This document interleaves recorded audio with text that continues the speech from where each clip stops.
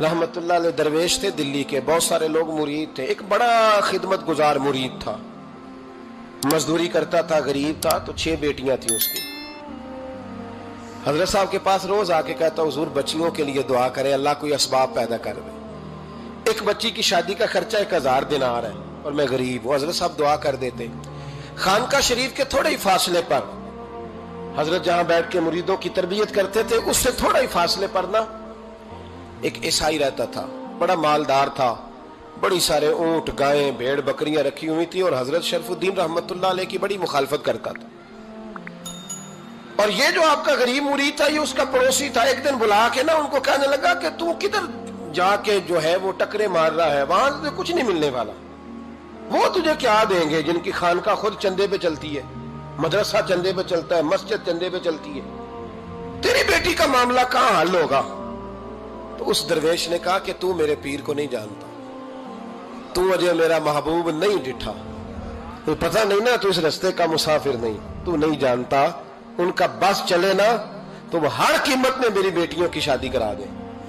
اب وہ عیسائی تھا، کہنے لگا اچھا چلو ٹھیک ہے، اگر اتنی بات ہے نا تو جاؤ ان سے جا کے کہہ دو کہ 6 سال کے لیے میرے ساتھ معاہدہ کر لیں، وہ میرے جانوروں کو چارہ ڈال دیا کرے، 6 سال ڈیوٹی کرے، میں 6000 دینار دے دیتا ہوں۔ وہ میرے ساتھ 6 سال میرے جانوروں کو چارہ ڈالے، رکھتے ہیں نا آپ چارہ ڈالنے کے لیے ایڈوانس پیسے دے کے، اب تو لوگ انہیں بھی غلام ہی بنا لیتے ہیں، بڑی تھوڑی تنخواہ دیتے ہیں، ظلم کرتے ہیں، پورا معاوضہ نہیں دیتے۔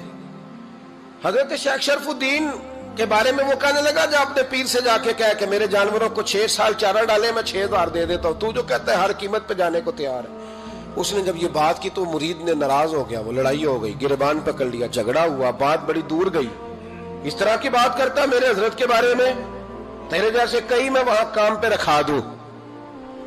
جب وہ بڑی بحث ہوئی، بات محلے میں، علاقے میں پھیل گئی، دنیا نے سن لی تو شیخ شرف الدین تک بھی پہنچ گئی۔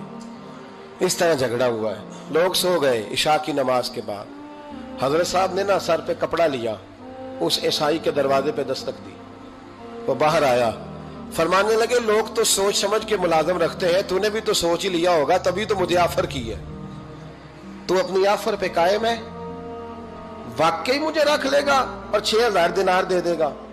کہنے لگا جا بابا کام کر اپنا۔ فرمایا نہیں، تو نے اتنے لوگوں میں بات کی، اتنی بحث ہوئی، تو قائم ہے؟ کہنے لگا میں تو قائم ہوں پر آپ نے نہیں قائم رہنا۔ فرمایا میں سوچ سمجھ کے آیا ہوں۔ اس نے کہا آپ ڈیوٹی کریں گے، بحثوں کو چارہ ڈالیں گے؟ فرمایا ایک شرط، بس جب اذان ہو جائے نا تو مجھے رب کی نماز پڑھنے کی اجازت دے دینا، باقی صبح و شام جو تو کہے گا۔ اگر اس غریب کی بیٹیاں بیائی جائیں تو مجھے اور کیا چاہیے، اس کی 6 بیٹیوں کا بوجھ ہے اس کے سر پہ، تو مجھے رکھ لے۔ اللہ اکبر۔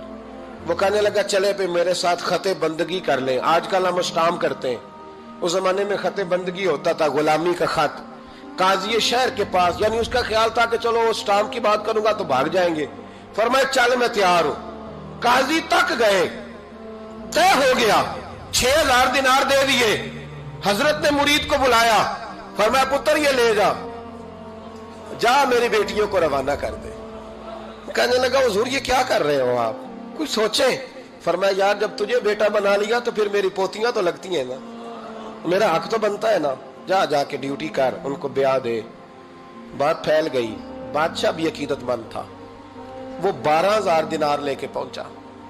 کیا بتاؤں ان رب کے بندوں کا دل کیسا ہوتا ہے، کیا درد ہوتا ہے، کیا رنگ۔ 12000 دینار لے کے بادشاہ آیا اور آ کے حضرت کو پیش کیے کہ حضور آپ دیں اس عیسائی کو ڈبل دیں اور جائیں کام کریں۔ آپ فرمانے لگے تو پیسے دے، شرطیں نہ لگا، میرا جہاں دل کرے گا میں خرچ کروں گا، مجھے تو مزہ ہی اب آنے لگا ہے، ابھی تو لطف آ رہا ہے، ابھی تو ذائقہ آیا ہے کچھ کرنے کا، پیسے دینے ہیں تو دے، پابندی نہ لگا، جہاں میرا دل کرے گا میں۔ اس نے کہا حضور ٹھیک ہے رکھ لے۔ حضرت نے فجر مسجد میں پڑھی، جیب میں 12000 دینار تھے، اعلان فرمایا بھی کسی اور کی بیٹی بھی بیٹھی ہے تو پیسے میرے پاس ہیں۔ وہ 12000 دینار بھی بانٹ دیا، اور 12000 دینار بانٹ کے نہ تو پھر چلے گئے کھیت میں چارہ کاٹنے۔ اس عیسائی کو کسی نے بتلایا کہ ان کے پاس تو 12000 آیا ہے پر تجھ سے جان نہیں چھڑائی انہوں نے، کہ وعدہ یہ ہوا تھا کہ 6 دیں گے تو جائیں گے، جب تک دیں گے نہیں تیرے گھر میں کام کریں گے۔ وہ نا چارہ کاٹ رہے تھے، حضرت صاحب تو وہاں پہنچ گیا، دور جا کے کھڑا ہو گیا، کہنے لگا بابا پہلے تو میں نے مسلمانوں کے اخلاق سنے تھے، اب تو میں نے دیکھ بھی لیے، پر یہ بتا جب 12,000 آیا تھا جان کیوں نہیں چھڑائی؟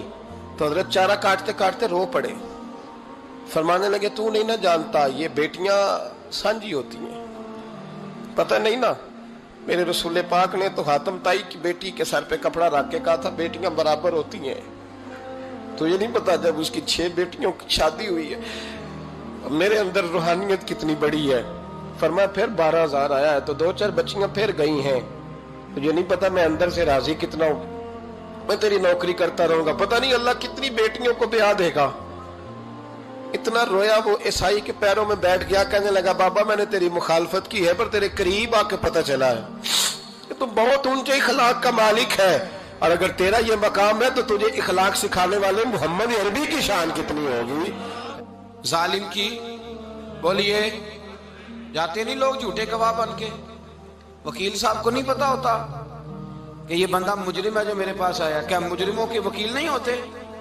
بولے تو اس کو پتہ نہیں ہوتا وکیل صاحب کو کہ یہ صاحب مجرم ہے، میرے پاس مقدمہ لے کے آئے، اور اگر بے ادبی نہ ہو جائے تو میرا خیال ہے قاضی عدالت کو بھی پتا ہوتا ہے کہ مجرم کون ہے اور مظلوم۔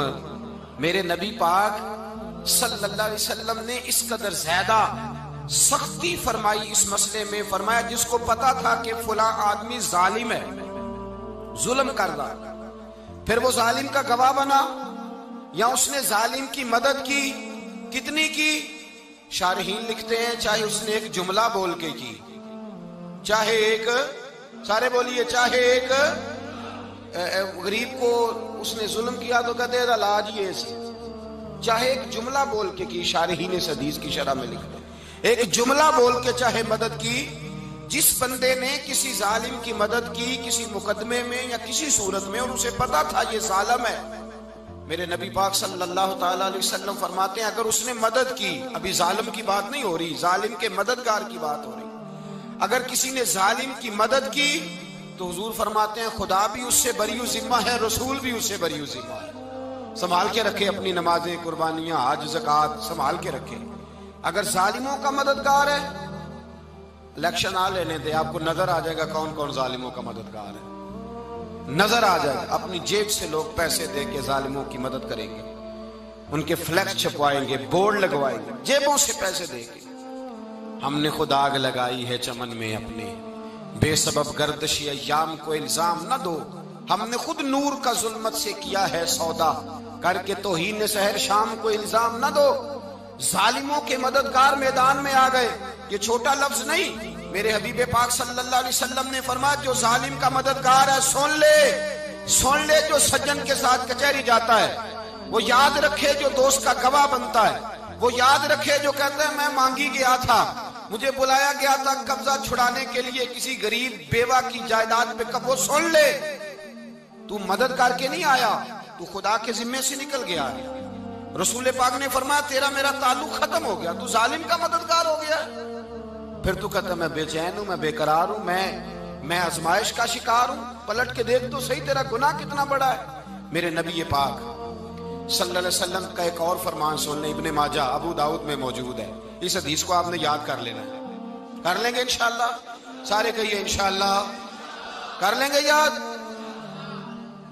حضور صلی اللہ علیہ وسلم نے فرمایا اگر تو ظالم کی مدد کرے گا نا، یہ لفظ دل کی تختی پہ لکھ لینا، یہ مکافات عمل ہے، مکافات عمل دنیا، ادھر کرو گے تو ادھر بھرو گے۔ فرمایا اگر تو کسی ظالم کی مدد کرے گا، سن لے حضور کا فرمان ہے، اگر تو ابن ماجہ ابو داؤد سیاہ میں موجود ہے، فرمایا اگر تو کسی ظالم کی مدد کرے گا تو رب تعالیٰ مرنے سے پہلے پہلے تیرے اوپر بھی ظالم کو مسلط کر دے گا، تیرے اوپر بھی ایک دفعہ ظلم ضرور ہوگا اگر تو ظالم کی، وہ کسی صورت میں بھی ہو سکتا ہے، کسی صورت میں بھی تیرا بیٹا ہی اٹھ کے ظلم کر دے گا، تو الجھ جائے گا، کسی نہ کسی جگہ تیرے لیے تباہی کا سامان ہوگا، تیرے اوپر ظلم ہوگا، اس لیے کہ تو ظالموں کا مددگار ہے۔ چاہیے یہ تھا کہ تو مظلوم کی مدد کرتا، انسانی ایمانی یقین کا فریضہ سر انجام دیتا، تو ظالموں کا مددگار ہو گیا۔ ٹٹول کے دیکھ لیں، رزلٹ نکال کے دیکھ لیں، ہمارے زمانے میں ظالموں کے مددگار زیادہ ہیں، اتنی لمبی زبانیں نکال کے ظالموں کی مدد کرتے ہیں، بڑے بڑے کالم نویس اللہ نے انہیں قدرت دی لکھنے کی، تو اپنا قلم ظالموں کی مدد میں خرچ کرتے ہیں۔ وہ لوگ جن کو اللہ تبارک و تعالیٰ نے قدرت دی، ہمت دی، طاقت دی، کچھ لوگ ان کے حلقہ احباب میں، وہ اپنے لوگوں کو استعمال کر کے ظالموں کی مدد کرتے ہیں، ظالموں کی مدد کرتے ہیں۔ میرے نبی کریم سید عالم نور مجسم صلی اللہ علیہ وسلم نے فرمایا اگر تو نے ظالم کی مدد کی تو جب تک تو توبہ نہیں کرے گا رب تجھ سے ناراض ہی رہے گا۔ اللہ تجھ سے، او بھائی جس سے رب بھی ناراض ہو گیا، نہ کھانا نہ پینا نہ سونا نہ جاگنا نہ نیند، پھر تیری ہر چیز تیرے لیے آزمائش ہو جائے گی، پھر تیرا سایہ بھی تیرے لیے خوف کا سامان بنے گا، پھر زندگی جیتی جاگتی لاش بن جائے گی، تو اپنے کندھوں پر اپنی میت اٹھائے پھرے گا جب تو ظالم کا مددگار ہوگا۔ اور نبی پاک صلی اللہ علیہ وسلم نے فرمایا ظالموں کا مددگار بھی ظالم ہوتا ہے، ظالموں کا مددگار بھی، سارے بولے ظالموں کا مددگار بھی، نہیں کو نہیں، آپ سارے نہیں بولے، ایک دفعہ بولے ظالموں کا مددگار بھی، پکی بات ہے، ظالموں کا مددگار بھی۔ اللہ اکبر، جس کا یارانہ ہو، جس کا دوستانہ ہو، جو کہے میں نے نا اس کو اوکھے ویلے کے لیے ظالم کو یاد رکھا ہوا ہے۔ کبھی مشکل میں رکھے نہیں ہوئے لوگوں نے ظالم دوست، کہتے ہیں میں نے رکھے ہوئے ہیں، بلکہ ہمارے دیہات میں تو کہتے ہیں میں نے بازو بنائے ہوئے ہیں۔ کس کو بازو بنا لیا؟ ظالم بھی کبھی بازو ہوتا ہے، جو ظلم کی تلوار لیے میدان میں کھڑا ہے۔ قارون، حامان، فرعون، نمرود کا حال نہیں لوگوں نے دیکھا؟ اپنے زمانے میں آپ نے کتنے لوگ نہیں دیکھے جن کے سائے سے، آواز سے لوگ کانپتے تھے؟ پھر پولیس کی گاڑیوں میں وہ اس طرح مردہ پڑے کہ دنیا نے تماشا دیکھا ان کا۔ یہ رنگ ہم نے دیکھے نہیں اپنے آنکھوں سے۔ فرمایا ظالم کا مددگار بھی، جو کار میں بٹھا کے لے کے گیا وہ بھی ظالم، جس نے چائے پلائی وہ بھی، جس شخص نے کھانا کھلایا وہ بھی، جو کچہری تک ساتھ گیا وہ بھی، جس نے فلیکس کے نیچے بڑے شرابی کے نیچے چھوٹی اپنی فوٹو لگائی وہ بھی، جو ووٹ کی پرچی ڈالنے گیا وہ بھی۔ کہہ دینا باہر نکل کے کہ حضرت صاحب نے سیاسی تقریر کی ہے، کہہ دینا، پر بات تو سچی ہے نا۔ خو کرے ہم تو سے تھوڑا سا گلا بھی سن لے، خو کرے ہم تو سے تھوڑا سا بھی گلا۔ امام مالک کے پاس ایک بندہ آیا، اس نے کہا حضور میں درزی ہوں، ایک ظالم بادشاہ مجھ سے کپڑے سلواتا ہے، میں تو ظالموں کا مددگار نہیں نا۔ ایک ظالم بادشاہ مجھ سے، حضور میں تو مددگار نہیں نا ظالموں کا، جو فرمایا ظالموں کا مددگار بھی ظالم ہوتا ہے، تو کپڑے لے کے آتا ہے میں سی کے دے دیتا ہوں، ذمہ داری نہیں۔ یہ ایک آدمی دکاندار ہے، اس سے کوئی بندہ چیز خریدنے آئے گا تو تھوڑی کہے گا میں نے نہیں دینی، تو دے گا۔ کوئی بندہ اگر کسی شخص سے کوئی کام کہتا ہے جو اس کی فیلڈ ہے، اس کا شعبہ ہے، اس کا معاش کا وہ سلسلہ ہے، کہتے ہیں یا رسول اللہ صلی اللہ علیہ وسلم ظالموں کا مددگار بھی ظالم، حضور نے فرما دیا۔ تو امام مالک سے بندے نے مسئلہ پوچھا، دل کی تختی پہ لکھنے والی باتیں ہیں، کہا حضور میں درزی ہوں، ظالم کپڑے سلواتے ہیں، میں تو مددگار نہیں نا۔ امام صاحب کہنے لگے نہیں، مددگار تو وہ ہوگا جو تجھے سوئی دھاگا فراہم کرے گا، تو پورے کپڑے سی کے دیتا ہے، تو خود بہت بڑا ظالم ہے، تو پورے سوٹ سی کے دیتا ہے، تو بہت بڑا ظالم خود ہے۔ مددگار تو وہ ہوگا جو تجھے دھاگا دے گا، جو تجھے بٹن دے گا، جو تجھے نلکی دے گا۔ جو ظالم سے اتنی نفرت ظلم کر کے بندہ ہے، یہاں تو ہمارے زمانے میں ہیرو بن جاتے ہیں لوگ، ظالم ہیرو ہے، لوگ اس سے ڈرتے پھرتے ہیں، گھومتے پھرتے ہیں، اور بہت سارے کم مزاج لوگ اس کے پیچھے ہاتھ باندھ کے پھرتے ہیں۔ ظالموں کی مدد کرنا، ظالموں کے ساتھ رہنا، یہ ظلم ہے، ظلم، یہ زیادتی ہے۔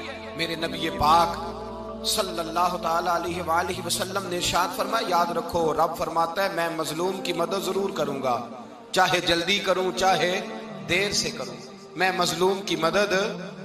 اور حضور صلی اللہ علیہ وسلم نے فرمایا ہے، حضرت معاذ بن جبل کہتے ہیں حضور نے مجھے یمن کا گورنر بنایا، جب میں جانے لگا نا تو حضور نے بڑی نصیحتیں کی، بخاری میں موجود ہے، فرماتے ہیں جب میں پلٹنے لگا تو میرے رسول نے فرمایا معاذ ایک منٹ ٹھہر جا، ایک بات میری یاد رکھنا، اس کو نہ بھولنا۔